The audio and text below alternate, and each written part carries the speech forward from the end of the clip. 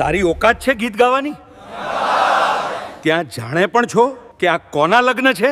મેં તેને પૂરા 20 લાખ રૂપિયા આપ્યા. તે છેલ્લી ઘડીએ કેમ નથી આવતો? જો તે ગીત ગાઈ દીધું અને બધાને શાંત કરી દીધા તો હું તને 15 કરોડ આપીશ. શહેરના સૌથી મોટા લગ્ન હતા. નામ એવું કે સાંભળતા જ લોકો સીધા ઊભા થઈ જાય. મહેશભાઈ પટેલ. કરોડોનો કારોબાર, છાપામાં ફોટા અને આજે તેની દીકરીના લગ્ન. 5 સ્ટાર રિસોર્ટ રોશનીથી શણગારેલો હતો. ઝુમ્મર એવા ચમકી રહ્યા હતા જાણે આકાશ નીચે ઉતરી આવ્યું હોય.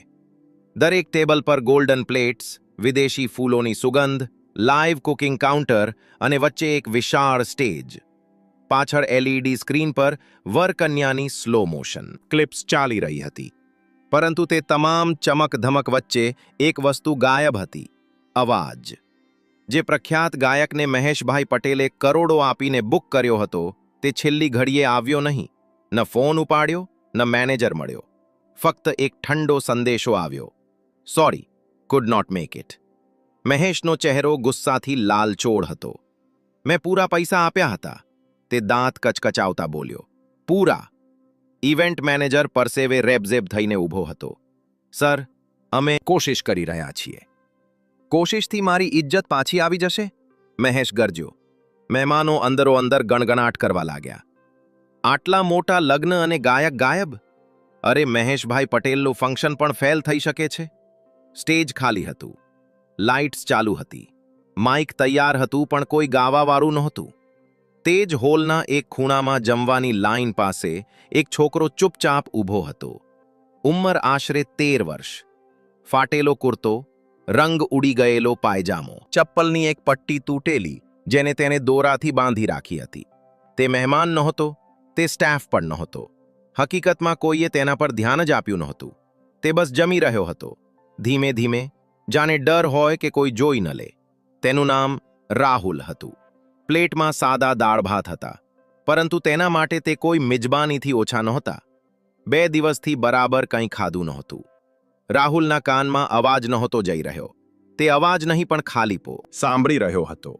સ્ટેજનો ખાલીપો, માઇકની ચૂપકીદી. તેણે આસપાસ લોકોની વાતો સાંભળી. ગાયક ના આવ્યો, આટલા પૈસા ડૂબી ગયા, હવે દીકરીના લગ્ન શરમ માટે યાદ રાખવામાં આવશે. રાહુલે જમતા જમતા માથું ઊંચું કર્યું. તેની નજર સ્ટેજ પર ટકી ગઈ. તેણે આવું સ્ટેજ પહેલાં પણ જોયું હતું. ટીવી પર, મોબાઈલની દુકાનોની બહાર લાગેલી સ્ક્રીન પર, ક્યારેક મંદિરના ભજન કાર્યક્રમમાં. તેના ગળામાં હળવી હલચલ થઈ, જાણે કોઈ સૂર અંદરથી ધક્કો મારી રહ્યો હોય. તેની માં કહેતી હતી, તું જ્યારે ગા છો ને, ત્યારે લાગે છે કે ભૂખ પણ શાંત થઈ જાય છે. રાહુલે પ્લેટ નીચે મૂકી દીધી. હાથ કપડાથી લૂછ્યા. હૃદય જોર જોરથી ધડકવા લાગ્યું. તે જાણતો હતો કે તેને ફાટેલા કપડાં પહેર્યા છે, તે આ જગ્યાનો નથી. તે કરોડપતિની સામે ઊભા રહેવા લાયક નથી. પણ તે એ પણ જાણતો હતો કે તે ગાઈ શકે છે. અચાનક તેણે પોતાની જાતને ચાલતા જોયો. એક ડગલું, પછી બીજું. લોકોની વચ્ચેથી પસાર થતો તે સીધો મહેશભાઈ પટેલની સામે આવીને ઊભો રહી ગયો. મહેશ કોઈના પર બૂમો પાડી રહ્યો હતો. ત્યારે જ એક ધીમો પણ સ્પષ્ટ અવાજ વચ્ચે આવ્યો. સાહેબ, જો તમે ઈચ્છો તો હું ગાઈ લઉં. ચારે બાજુ સોપો પડી ગયો. મહેશે ગુસ્સામાં પાછળ ફરીને જોયું. સામે એક દૂબળો પાતળો છોકરો ઊભો હતો. ફાટેલા કપડાં, ઊંડી ગયેલી આંખો, પણ અવાજમાં અજીબ આત્મવિશ્વાસ. મહેશ હસ્યો, કડવું અને તેજ હાસ્ય. તું? આ લગ્ન છે, કોઈ રસ્તા પરનો તમાશો નથી. રાહુલે માથું ઊંચું કર્યું. પહેલીવાર તેની આંખો સીધી મળી અને પછી તે બોલ્યો, જો હું ગાઈ લઉં અને તમને પસંદ આવે. તેણે એક શ્વાસ લીધો. તો તમે શું કહેશો? મહેશની આંખોમાં ચમક આવી. તે બોલ્યો, જો તું સાચે જ ગાઈ લે અને મારી આબરૂ બચાવી લે. મહેશે આંગળી ચીંધી. તો હું તને 15 કરોડ આપીશ. હોલમાં જાણે શ્વાસ અટકી ગયા. રાહુલ પહેલીવાર હસ્યો. આખો હોલ જાણે પથ્થરનો થઈ ગયો હતો. કોઈ બોલ્યું નહીં, કોઈ હસ્યું નહીં. ફક્ત એક વાક્ય હવામાં અટકેલું હતું: હું તને 15 કરોડ આપીશ. કેટલાક લોકોને લાગ્યું કે તેમણે ખોટું સાંભળ્યું છે. કેટલાકે વાળ્યું કે આ માત્ર એક અમીર માણસનો ગુસ્સો છે. અને કેટલાકને ખાતરી થઈ ગઈ કે આ રાત હવે કોઈને કોઈ કારણસર યાદ રાખવામાં આવશે. રાહુલ થોડી સેકન્ડ ચૂપચાપ ઊભો રહ્યો. તેના કાનમાં અવાજ નહોતો, ફક્ત હૃદયના ધબકારા હતા.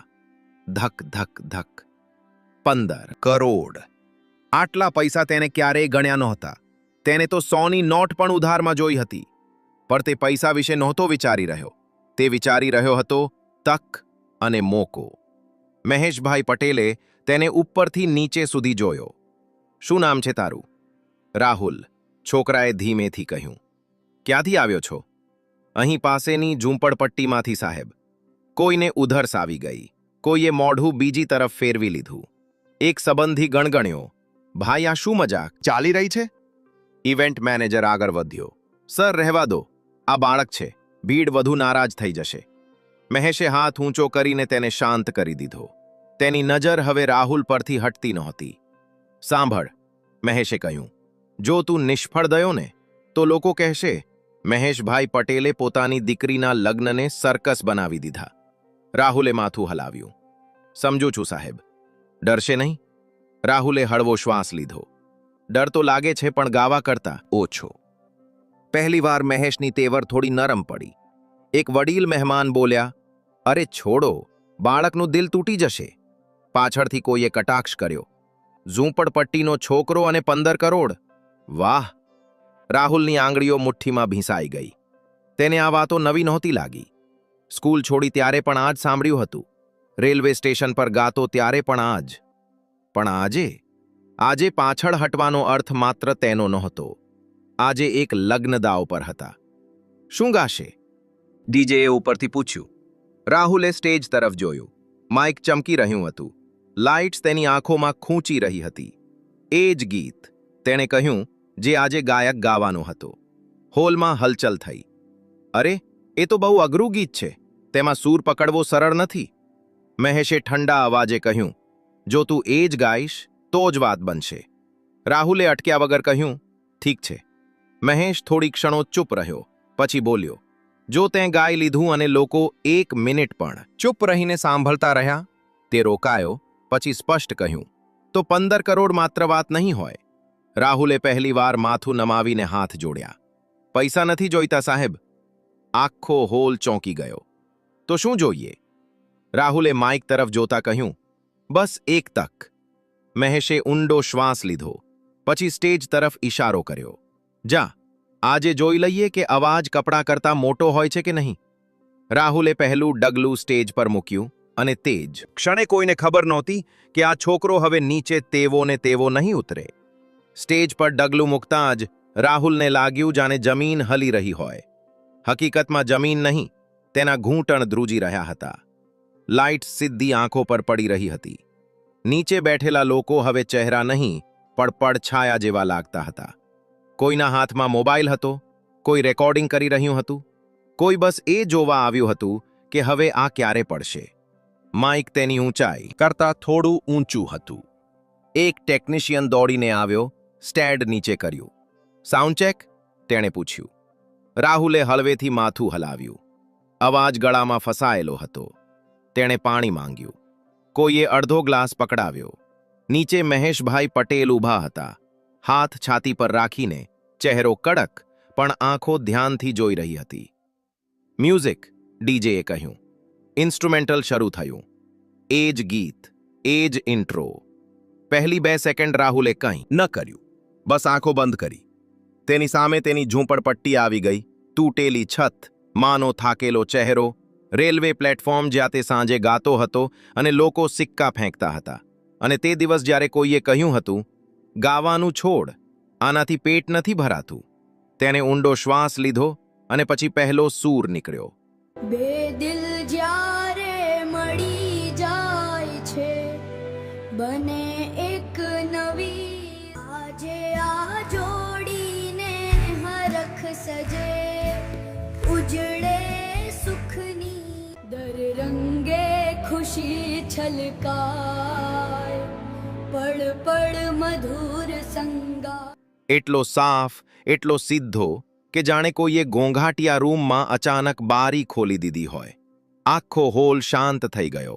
કોઈને ઉધરસ ન આવી, કોઈ ગણગણ્યું નહીં. મોબાઈલ ઊંચા રહી ગયા પણ આંગળીઓ અટકી ગઈ.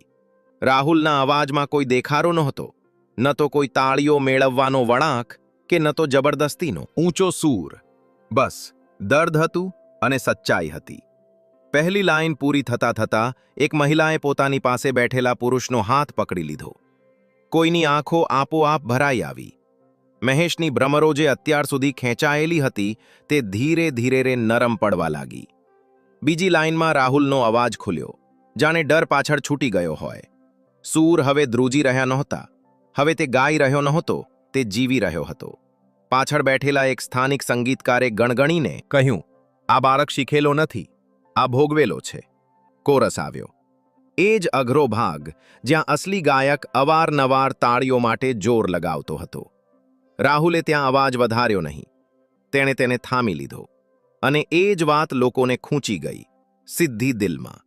એક માણસ જે અત્યાર સુધી જમવામાં વ્યસ્ત હતો, તેણે થાળી નીચે મૂકી દીધી. એક નેતા જે ફોન પર હતા, તેમણે કોલ કાપીને જોવાનું શરૂ કર્યું. મહેશને પહેલીવાર અહેસાસ થયો કે હોલ હવે તેની આબરૂ માટે શાંત નહોતો. હોલ તે છોકરા માટે શાંત હતો. ગીત આગળ વધતું ગયું. દરેક લાઈન સાથે સન્નાટો વધુ ઘેરો થતો ગયો અને જ્યારે છેલ્લી લાઈન આવી, રાહુલે આંખો ખોલી દીધી. તેની નજર સીધી મહેશભાઈ પટેલ સાથે મળી. અવાજ થોડો ભારે થયો પણ સૂર તૂટ્યો નહીં. છેલ્લો નોટ હવામાં અટકી ગયો, જાણે કોઈએ તેને જવા ન દીધો હોય. 1 સેકન્ડ, 2 સેકન્ડ, પછી ક્યાંક પાછળથી એક ધીમી તાળી, પછી બીજી, પછી આખો હોલ. રાહુલ માઇકથી પાછળ હટ્યો. તેને લાગ્યું હવે બસ થઈ ગયું. પણ નીચેથી અવાજ આવ્યો, વધુ એક. મહેશભાઈ પટેલ જે શરત લગાવીને ઊભો હતો, હવે કંઈ પણ બોલ્યા વગર સ્ટેજ તરફ વધવા લાગ્યો. તાળીઓનો ગડગડાટ હજુ શાંત પણ થયો નહોતો કે મહેશભાઈ પટેલ સ્ટેજ પાસે આવીને ઊભો રહી ગયો. આખો હોલ ઊભો હતો. કેટલાક લોકો સાચે જ ઊભા હતા, કેટલાક અંદરથી. રાહુલને સમજાતું નહોતું કે શું કરવું. તે માઇક પાસે ઊભો હતો, જાણે કોઈએ તેને ત્યાં જ જડી દીધો હોય. નીચેથી આવતી રોશનીમાં તેને તેના ફાટેલા કપડાં વધુ સાફ દેખાઈ રહ્યા હતા. તેને અચાનક યાદ આવ્યું, તે અહીં માત્ર ગાવા આવ્યો હતો, આટલી બધી નજરો માટે નહીં. મહેશે હાથ ઊંચો કર્યો. તાળીઓ ધીમે ધીમે અટકી ગઈ. નામ શું જણાવ્યું હતું? તેણે માઇક તરફ નમીને પૂછ્યું. રાહુલ, છોકરાએ ધીમેથી કહ્યું. મહેશે 2 સેકન્ડ તેને જોયો, પછી કહ્યું, તું જાણે છે તે અત્યારે શું કર્યું? રાહુલે માથું હલાવ્યું. ના સાહેબ. મહેશે સામે બેઠેલા મહેમાનો તરફ જોયું. તમે લોકોએ જોયું, તેણે કહ્યું, જે આજે કોઈ મોંઘા ગાયકે ન કર્યું. હોલમાં હળવી ચહલપહલ થઈ. આણે મને બચાવ્યો, મહેશે સ્પષ્ટ કહ્યું, પરંતુ તે પહેલાં તેણે મને શર્મિંદા કર્યો. કેટલાક લોકો ચોંક્યા. રાહુલનું દિલ બેસી ગયું. શર્મિંદા એટલા માટે, મહેશે આગળ કહ્યું, કારણ કે હું સમજતો હતો કે પૈસા અવાજ ખરીદી શકે છે. તે રાહુલ તરફ વળ્યો. પણ આ છોકરો, આ ખાલી પેટે આવ્યો, ફાટેલા કપડામાં આવ્યો અને મારી દીકરીના લગ્નમાં જીવ પૂરી ગયો. રાહુલની આંખો ભરાઈ આવી. તે નીચે જોવા લાગ્યો. મેં કહ્યું હતું, મહેશે કહ્યું, જો તું ગાય લઈશ તો 15 કરોડ આપીશ. હોલમાં ફરીથી સન્નાટો છવાઈ ગયો. પણ હવે તે રોકાયો. હવે મને લાગે છે કે આ શરત ખોટી હતી. રાહુલે ગભરાઈને ઉપર જોયું. તેના હોઠ સુકાઈ ગયા. કારણ કે મહેશે કહ્યું, 15 કરોડ ગાવાની કિંમત ન હોઈ શકે. કેટલાક લોકો સમજી ન શક્યા. કેટલાકની આંખો ચમકી ગઈ. પૈસા હું આપીશ. મહેશે સ્ટેજ પર ચડી ગયો. રાહુલથી માત્ર એક ડગલું દૂર. તું આજથી કોઈની દયા પર નહીં જીવે, તેને કહ્યું. ન મારી ન કોઈ બીજાની. મહેશે માઇક લઈને હોલમાં કહ્યું, આજે આ છોકરો અમારો એન્ટરટેનર નથી, આ અમારી કહાની છે. તાળીઓ ફરી ગુંજી, આ વખતે વધુ જોરથી. રાહુલને લાગ્યું જાણે તેની છાતી પર રાખેલો કોઈ 56 પથ્થર હટી ગયો હોય. પણ ડર હજુ પણ હતો, કારણ કે જિંદગી આટલી સહેલાઈથી બદલાતી નથી. વધુ એક ગીત 3 ગાશે? મહેશે પૂછ્યું. રાહુલે માથું હલાવ્યું. આ વખતે ધ્રુજી રહ્યો નહોતો. પણ તારી પસંદગીનું?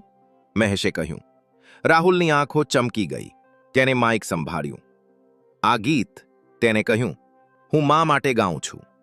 ઇન્સ્ટ્રુમેન્ટલ શરૂ થયું. સાદી ધૂન, કોઈ ભારે ગોઠવણ નહીં. જેવું રાહુલે ગાવાનું શરૂ કર્યું, હોલમાં બેઠેલા ઘણા લોકોએ પોતાની માતાને યાદ કરી. અને મહેશભાઈ પટેલ, જે જિંદગીમાં ઘણું બધું જીતી ચૂક્યા હતા, આજે પહેલીવાર ચૂપચાપ હાર માની રહ્યા હતા. ગીત પૂરું થતા પહેલા જ હોલનું વાતાવરણ બદલાઈ ચૂક્યું હતું. આ હવે લગ્નનો હોલ નહોતો લાગતો. આ કોઈની જિંદગીનો વળાંક બની ચૂક્યો હતો. રાહુલના અવાજમાં આ વખતે ખચકાટ નહોતો. તેમાં થાક હતો, સંઘર્ષ હતો અને એક અજીબ શાંતિ હતી. જ્યારે છેલ્લી લાઈન પૂરી થઈ ત્યારે તાળીઓ તરત ન આવી. પહેલા સન્નાટો હતો, ઊંડા સન્માનવાળો. પછી એક મહિલા ઊભી થઈ, તેને કંઈ પણ બોલ્યા વગર તાળી વગાડી. ત્યારબાદ એક પુરુષ ઉઠ્યો, પછી એક ટેબલ, પછી આખો હોલ. Standing ovation. રાહુલે માઇક નીચે મૂક્યું. તેના હાથ હજુ પણ ધ્રુજી રહ્યા હતા, પણ ડરથી નહીં, લાગણીઓથી. તે સ્ટેજ પરથી નીચે ઉતરવાનો જ હતો કે મહેશે તેનો હાથ પકડી લીધો. રોકાઈ જા, તેણે કહ્યું. અત્યારે નહીં. મહેશે ઈશારો કર્યો. એક માણસ સ્ટેજ પર આવ્યો, સૂટ બૂટમાં સફેદ વાળ, આંખોમાં અનુભવ. આ વિજય દવે છે, મહેશે કહ્યું. 25 વર્ષથી મ્યુઝિક ઇન્ડસ્ટ્રીમાં છે. વિજયે રાહુલને જોયો, ઘણીવાર સુધી જાણે કોઈ વસ્તુને પારખી રહ્યો હોય. ક્યાં શીખ્યો? તેણે પૂછ્યું. રાહુલે સાચું કહ્યું. ક્યાંય નહીં સર, જ્યાં તક મળી ત્યાં ગાઈ લીધું. વિજય હસ્યો. આ જ સૌથી અઘરી સ્કૂલ હોય છે. પછી તેણે મહેશ તરફ જોયું. આ છોકરો કાચો છે, તેણે સ્પષ્ટ કહ્યું. પણ આમાં તે છે જે એકેડેમી નથી શીખવી શકતી. મહેશે માથું હલાવ્યું. તો તમે સંભાળશો? વિજયે અટક્યા વગર કહ્યું. જો આ બાળક ઈચ્છે તો. આખો હોલ આ વાતચીત સાંભળી રહ્યો હતો. રાહુલને લાગતું હતું જાણે વાતો કોઈ બીજા વિશે થઈ રહી હોય. તેને બોલવાની કોશિશ કરી. મહેશ નમીને તેની પાસે આવ્યો. ડર નહીં, ધીમેથી બોલ્યો. આજે કોઈ તારી પાસેથી કંઈ છીનવી નથી રહ્યું, માત્ર આપી રહ્યું છે. રાહુલની આંખો ભરાઈ આવી. ત્યારે જ પાછળથી એક અવાજ આવ્યો. આ છોકરો અમારી સ્કૂલમાં ભણી શકે છે. એક મહિલા આગળ આવી. અમે એનજીઓ તરફથી છીએ, તેણે કહ્યું. આનું ભણતર અમારી જવાબદારી. પછી વધુ એક માણસ બોલ્યો. મારી પાસે નાનકડો સ્ટુડિયો છે, રેકોર્ડિંગ ફ્રી રહેશે. રાહુલને સમજાતું નહોતું કે કોને જુએ, કોને સાંભળે. તેની દુનિયા જે અત્યાર સુધી 3 ગલીઓમાં સીમિત હતી, તે અચાનક ફેલાઈ રહી હતી. મહેશે માઇક ઉઠાવ્યું.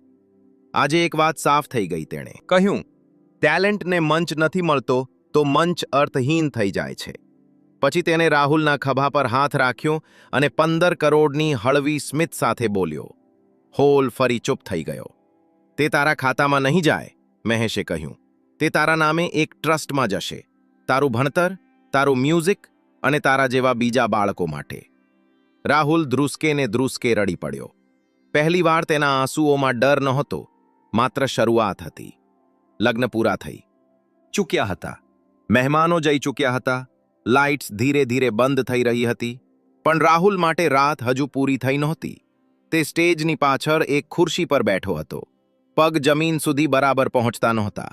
હાથમાં એ જ જૂનો રૂમાલ જેનાથી તે અવારનવાર પરસેવો લૂછતો હતો અથવા મા માટે શાકભાજી બાંધતો હતો. હવે એ જ રૂમાલથી તે વારંવાર આંખો લૂછી રહ્યો હતો. મહેશભાઈ પટેલ તેની સામે બેઠા હતા. હવે તેમના ચહેરા પર ગુસ્સો નહોતો, અહંકાર નહોતો, માત્ર થાક અને શાંતિ હતી. ક્યારેય વિચાર્યું હતું? મહેશે ધીમેથી પૂછ્યું કે એક દિવસ તું આ સ્ટેજ પર બેસીશ? રાહુલે માથું હલાવ્યું. ના સાહેબ, હું તો બસ ભીડમાં ખોવાઈ જવા માંગતો હતો. મહેશ હળવું હસ્યા. આજે ભીડ તને શોધી રહી છે.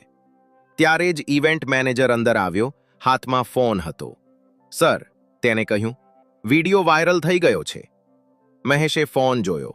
રાહુલનું ગીત, હજારો શેર, લાખો વ્યૂઝ, કોમેન્ટ્સ ચાલી રહી હતી. આ છોકરો ક્યાંથી આવ્યો? અસલી અવાજ આ જ છે. ફાટેલા કપડાં પણ કોયલ જેવું ગળું. રાહુલ ડરી ગયો. હવે લોકો મને ઓળખી લેશે? મહેશે માથું હલાવ્યું. ઓળખશે, પણ ડરવાની જરૂર નથી. કેમ? કારણ કે હવે તું એકલો નથી. સવાર થવા લાગી હતી. આકાશ હળવું વાદળી થઈ રહ્યું હતું. મહેશે પોતાના સેક્રેટરીને બોલાવ્યો. આ બાળક અને તેની માને આજે જ મારા ગેસ્ટ હાઉસમાં શિફ્ટ કરાવો.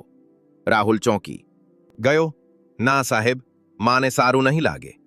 મહેશે નરમાશથી કહ્યું, ઇજ્જતથી રહેવું એ કોઈ ઉપકારથી ઓછું નથી હોતું. થોડીવાર પછી રાહુલને તેની મા પાસે લઈ જવામાં આવ્યો.